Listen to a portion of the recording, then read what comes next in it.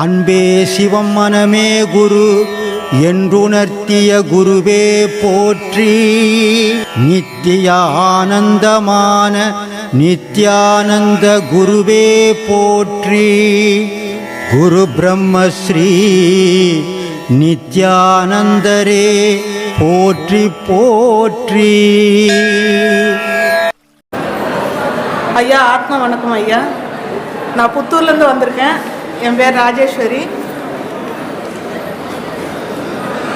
ஓம் நமச்சிவாயன்னு 108 தடவை காலையில் மாலையில் சொன்னால் அதனுடைய பலன் நமக்கு கிடைக்கும் ஐயா.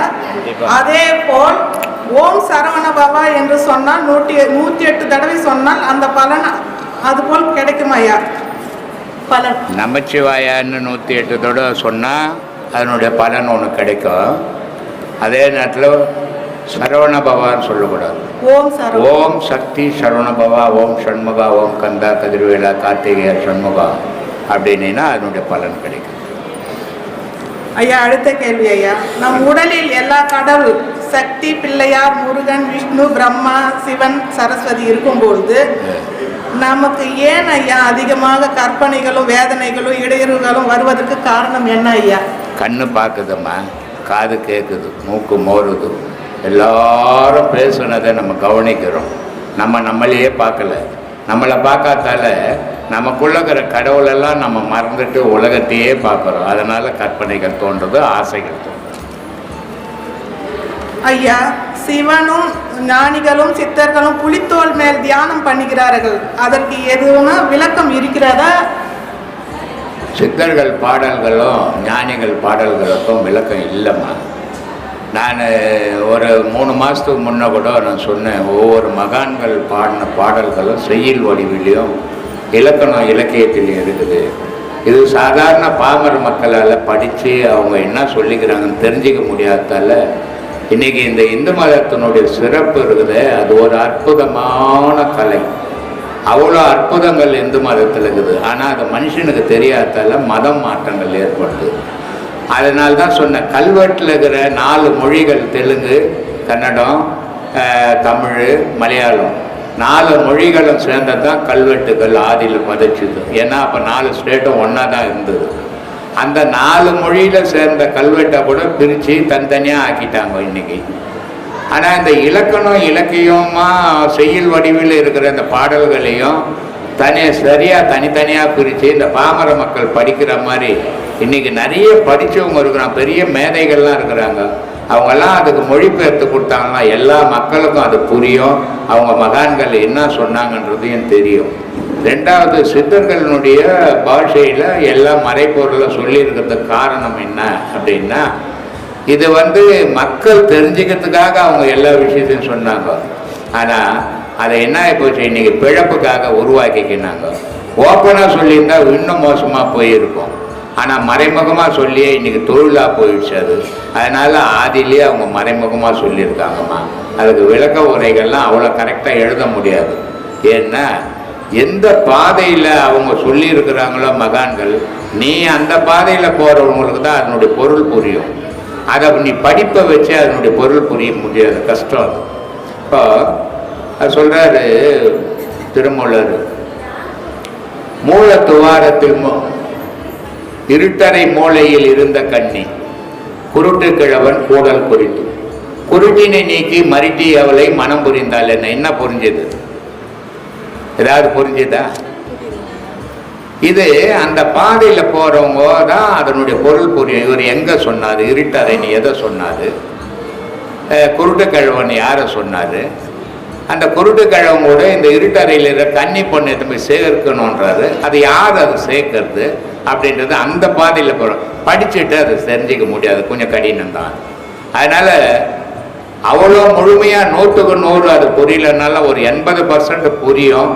அதுக்காக படித்தவங்கெல்லாம் முயற்சி பண்ணி அதை செய்தாங்கன்னா இந்த மக்களுக்கு நல்லா இருக்கும். அதுதான் என்னுடைய வேண்டுகோள்மா. சொல்லுமா. அவர்கள் மகான்கள் எல்லாம் புலித்தோல் மேல் தியானம் பண்ணுவது எதற்காக ஐயா? ஏமா மகான்கள் சிவன் ஞானிகள் எல்லாரும் புலித்தோல் மேல் உட்கார்ந்து தியானம் பண்றாங்க இல்லைங்கய்யா? புலி மேலையா? புலித்தோல் புலித்தோல் கீழே போட்டு புலித்தோல் கீழே போட்டு தியானம் பண்றாங்க. அதுல புலித்தோல் மட்டும் போட்டு பண்றது இல்ல, தர்பத்தை போட்டு தர்ப பாய் போட்டு பண்ணுவாங்க, மான் தோல் போட்டு பண்ணுவாங்க, புலித்தோல் போட்டு பண்ணுவாங்க. இந்த 3 பொருளையும் அந்த தியானத்துக்கு யூஸ் பண்ணுவாங்க. இதுக்கு காரணம் என்னன்னா, புலித்தோல் போட்டு பண்ணும்போது அந்த வைராக்கியம் அந்த கோபம் வரும். அந்த தோல் மேலே உட்காந்து பழகினீன்னா அதனுடைய குணங்கள் உனக்கு வரும். அப்போ நீ அந்த ஞானத்தை அடையணுன்ற வைராக்கியம் வரும். அதுக்காக அந்த மகான்கள் நிறைய பேர் புலித்தோல் யூஸ் பண்ணாங்க. மான் தோல் எதுக்கு யூஸ் பண்ணாங்கன்னா, ஞானத்தை சாந்தமான முறையில் அடையணும், அந்த சாந்தம் வரணுன்றதுக்காக மான் தோலை போட்டு உபயோகப்படுத்தினாங்க. உடல் உஷ்ணம் ஏறிடக்கூடாது, ஞானத்தை அடையணும் அப்படின்றதுக்காக தர்பையில் உட்காந்து பண்ணாங்கம்மா. இந்த 3 அதுக்காக பண்ண சொல்லு ஐயா. 5 பஞ்சபூதங்களின் ஸ்தலங்கள் ஞானிகளின் யதார்த்த படைப்புகள் ஐயா. 5 பஞ்சபூதங்கள்ல நம்ம மனுஷனுக்கு தான், ஞானிக்கு கிடையாது. ஞானிக்கு ஒன்னே ஒன்று கடவுள் மட்டும்தான். இந்த 5 பஞ்சபூதத்தை பற்றி, ஏன்னா அவங்க உடலை பற்றி யோசிக்கிறதே கிடையாது, உலகத்தை பற்றியும் யோசிக்கிறது கிடையாது. உடலை பற்றியும் உலகத்தை பற்றி யார் யோசிக்கிறானோ அவனுக்கு அந்த பஞ்சபூதங்களுடைய செயல்பாடுகளும் அதனுடைய நினைவும் வந்துக்கினே இருக்கும். மகான்களுக்கு அது கிடையாது. இப்போ ரமண மகரிஷி அவர் பாதாள லிங்கத்தாண்ட போயிட்டு தியானத்தில் உட்காந்துட்டார். சின்ன வயசுல அவர் உட்காந்து சாப்பாடு கிடையாது, தண்ணி கிடையாது, ஒன்றுமே கிடையாது. அவர் போனதும் யாருக்கும் தெரியல. இந்த பசங்க சின்ன சின்ன பசங்க பார்த்துட்டு அந்த புகையில கல்லு தடிக்க ஆரம்பிச்சுக்கிறாங்க. கல்லு அடிக்கும் போது இது என்ன பசங்க கல்லு தடிக்குதுன்னு சேஷாத்திரி சாமி தான் போய் பார்த்துக்கிறாரு. பார்த்தாக்கா இவர் ரமணர் அங்கே உட்கார்ந்துக்கிறார். ஆனால் ரமணர் உட்கார்ந்தார தவிர ரமணருக்கு தெரியல அவர் உடம்பெல்லாம் பல்லி, பூரா, தேல் இதெல்லாம் உடம்ப புஷ்ணுக்குது. ஆனால் அவருக்கு தெரியல. நமக்கு ஒரு கொசு கச்சா ராத்திரியில் நம்ம தூங்க மாட்டோன்றோம். அப்போ ஐம்புலனுடைய ஏக்கம் எது உடல் சம்பந்தப்பட்டது, ஆண்டவனுடைய இது ஏக்கம் ஆன்மா சம்பந்தப்பட்டது.